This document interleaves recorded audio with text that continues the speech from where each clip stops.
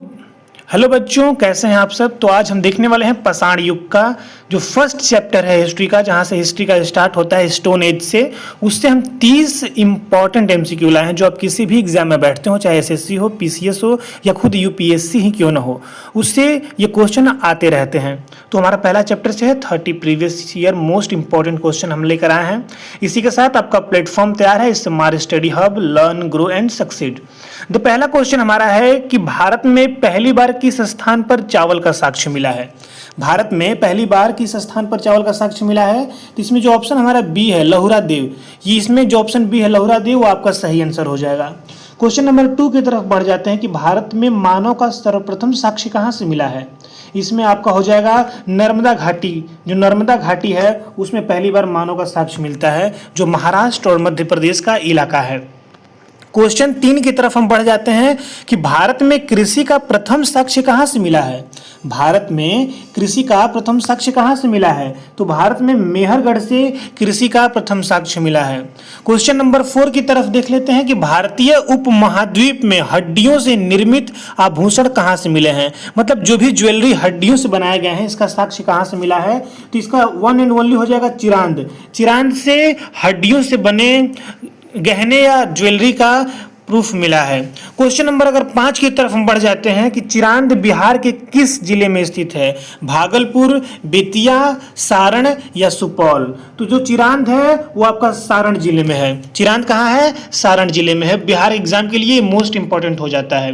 Question number 6 की तरफ बढ़ जाते हैं कि एक ही कब्र में 3 मानव कंकाल, एक ही कब्र में 3 मानव कंकाल का साक्ष्य कहाँ से मिला है।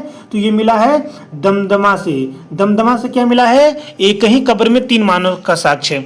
और ये उत्तर प्रदेश के फिलहाल में भी है, मिर्जापुर के इलाके में, जो प्रयागराज का इलाका है उसी में पड़ता है ये। क्वेश्चन नंबर 7 की तरफ देख लेते हैं कि विंध्य क्षेत्र के किस शिलाश्रय में सर्वाधिक मानव कंकाल मिले हैं। तो ये आपका हो जाएगा लेखहिया, इसको लेखनिया भी बोल देते हैं। तो ऑप्शन नंबर आपका जो डी हो जाएगा वो सही हो जाएगा। क्वेश्चन नंबर 8 की तरफ बढ़ जाते हैं कि नवादा टोली किस राज्य में स्थित है। नवादा टोली किस राज्य में स्थित है। आपका सही ऑप्शन हो जाएगा ऑप्शन नंबर डी, नवादा टोली मध्य प्रदेश में है। क्वेश्चन नंबर अगर 9 की बात कर लेते हैं तो निम्नलिखित में से किस स्थान पर मानव के साथ कुत्ते को जन्म देने के प्रतीक पाया जाता है। ये क्वेश्चन यहाँ थोड़ा एरर हो गया है, जन्म नहीं, मतलब मानव के साथ कुत्तों को भी दफनाया जाता है, ये वो क्वेश्चन है कि कहां पर मानव के साथ कुत्ते को भी दफनाने का साक्ष्य मिला है। तो ये आपका हो जाएगा बुरझोम। बुरझोम कहाँ है, ऊपर है, जम्मू एंड कश्मीर में है। क्वेश्चन नंबर 10 को देख लेते हैं कि भारतीय पुरातत्व सर्वेक्षण की स्थापना कब हुई है। भारतीय पुरातत्व सर्वेक्षण की स्थापना कब हुई है। इसी के साथ हमारा ऑप्शन जो ए है 1784 एडी, ये आपका सही आंसर हो जाएगा। इसी के साथ मैं आपसे ये क्वेश्चन पूछना चाहूंगा, कमेंट सेक्शन में बताइएगा कि 1781 में कौन सा एक्ट लाया गया था ब्रिटिश हुकूमत द्वारा। क्वेश्चन नंबर 11 की तरफ देख लेते हैं कि भारतीय पुरातत्व का जनक किसे कहा जाता है। भारतीय पुरातत्व का जनक यहाँ पे आपको अलेक्जेंडर कनिंघम को कहा जाता है। अलेक्जेंडर कनिंघम को भारतीय पुरातत्व का जनक कहा जाता है। निम्नलिखित में से कौन सा स्थल प्रागैतिक इतिहास चित्रकला के लिए प्रसिद्ध है। जब भी आपको चित्रकला दे तो आपका ध्यान सीधा भीमबेटका की तरफ जाना चाहिए। भीमबेटका कहाँ है, मध्य प्रदेश में है। क्वेश्चन नंबर 13 देख लेते हैं कि निम्नलिखित में से किस एक पुरास्थल से पाषाण संस्कृति को लेकर हड़प्पा सभ्यता तक के स्मृति स्मारक प्राप्त हुए हैं। मतलब कि आपको एक ऐसा बताना है, ऐसे इलाके को बताना है जो हड़प्पा सभ्यता में भी है और पाषाण काल में भी है। तो ये आपका हो जाएगा मेहरगढ़। मेहरगढ़ उसमें भी है और आपका इसमें भी है। क्वेश्चन नंबर 14 देख लेते हैं कि निम्नलिखित में से किस एक पुरास्थल से पाषाण संस्कृति को लेकर हड़प्पा सभ्यता तक के स्मारक प्राप्त हुए हैं। माफ कीजिएगा, वही क्वेश्चन रिपीट हो गया है, इसका मेहरगढ़ होगा। जो इससे पहले क्वेश्चन हम पूछे थे ये वही है। क्वेश्चन नंबर 15 की तरफ बढ़ जाते हैं कि उत्कृष्ट प्रमाणों के अनुसार टैटू की शुरुआत कहां से हुई है।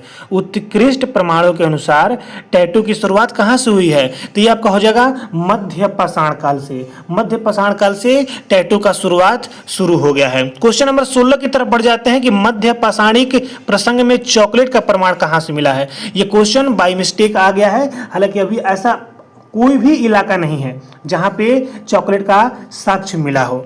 बहुत खोजने के बाद भी नहीं मिला। क्वेश्चन नंबर 17 की तरफ बढ़ जाते हैं कि भारतीय उपमहाद्वीप में कृषि के प्राचीनतम प्रतिमान कहाँ से प्राप्त हुए हैं, मतलब कृषि का प्राचीनतम साक्ष्य कहाँ से मिला हुआ है भारतीय उपमहाद्वीप में। तो ये आपका हो जाएगा मेहरगढ़। कृषि का प्रथम साक्ष्य भारतीय उपमहाद्वीप में मेहरगढ़ से हो जाएगा। क्वेश्चन नंबर 18 की तरफ बढ़ जाते हैं कि उस स्थान का नाम बताइए जहां से प्राचीनतम प्रतिष्ठित जीवन के प्रमाण मिले हैं, जहां से प्राचीनतम प्रतिष्ठित जीवन के प्रमाण मिले हैं। माफ कीजिएगा, इसमें भी आपका ऑप्शन डी ही हो जाएगा, मेहरगढ़ आपका ऑप्शन नंबर डी सही है। क्वेश्चन नंबर 19 की तरफ बढ़ जाते हैं कि एक ही कब्र में 3 मानव कंकाल निकलते हैं। ये क्वेश्चन पहले हो चुका है, ये हो जाएगा आपका दमदमा से। दमदमा कहाँ है? उत्तर प्रदेश के प्रयागराज इलाके में है। क्वेश्चन नंबर 20 देख लेते हैं कि भारतीय पुरातत्वविदों का रहस्य किसे कहा जाता है। भारतीय पुरातत्व का जनक भी कहा जाता है अलेक्जेंडर कनिंघम को, और यहाँ पे अलेक्जेंडर कनिंघम जो होगा सही आंसर हो जाएगा, अलेक्जेंडर कनिंघम। क्वेश्चन नंबर 21 की तरफ बढ़ जाते हैं कि इंदिरा नहीं है, वो इंदिरा संग्रहालय राष्ट्रीय संग्रहालय है। इंदिरा गांधी राष्ट्रीय मानव संग्रहालय कहाँ स्थित है? तो ये आपका हो जाएगा भोपाल। भोपाल जो है मध्य प्रदेश की कैपिटल सिटी है, भोपाल में हो जाएगा इंदिरा गांधी का। क्वेश्चन नंबर 22 की तरफ बढ़ जाते हैं कि रॉबर्ट ब्रूस फुट जिन्होंने भारत में पहला पूरा पाषाण उपकरण खोजा था, वो एक पुरातत्विद थे। पुरातत्विद मतलब कि जो पुरानी चीजों को खोज कर उसमें से साक्ष्य प्रूफ इकट्ठा करते हैं, वो जगह पुरातत्विद थे। क्वेश्चन नंबर 23 में वो बोल देते हैं कि उत्खनन से प्राप्त साक्ष्यों के अनुसार पशुओं को पालतू बनाना कब से शुरू हुआ। वैसे पालतू बनाना तो 9 पाषाण युग होता है, लेकिन ऑप्शन के अकॉर्डिंग हमें क्वेश्चन अटेम्प्ट करना होता है, तो इसमें मध्य पाषाण काल को हम सही मानेंगे अकॉर्डिंग टू क्वेश्चन जो यहाँ पे ऑप्शन अवेलेबल है। क्वेश्चन नंबर 24 देख लेते हैं कि मनुष्य द्वारा प्रयुक्त पहला अनाज कौन सा था। जैसे आज हम चावल गेहूं दाल खाते हैं, उसी तरह उस वक्त मनुष्य द्वारा पहला प्रयुक्त अनाज कौन सा था, तो पहला प्रयुक्त अनाज जौ था। ऑप्शन नंबर जो है बी और ऑप्शन नंबर सही हो जाएगा। क्वेश्चन नंबर 25 देख लेते हैं कि निम्नलिखित में से किस काल को ताम्र पाषाण युग के नाम से भी जाना जाता है। इसमें आपका ऑप्शन हो जाएगा ताम्रयुग। ताम्रयुग को ताम्र पाषाण के नाम से जानते हैं। इसमें कायथा संस्कृति, जोरावे संस्कृति वगैरह आती हैं जो भी हैं। 26 क्वेश्चन देख लेते हैं कि नवादा टोली में उत्खनन किसके द्वारा शुरू किया गया था, मतलब किस व्यक्ति द्वारा। HD Sankalia, doctor HD Sankalia जो है इनके द्वारा किया गया था।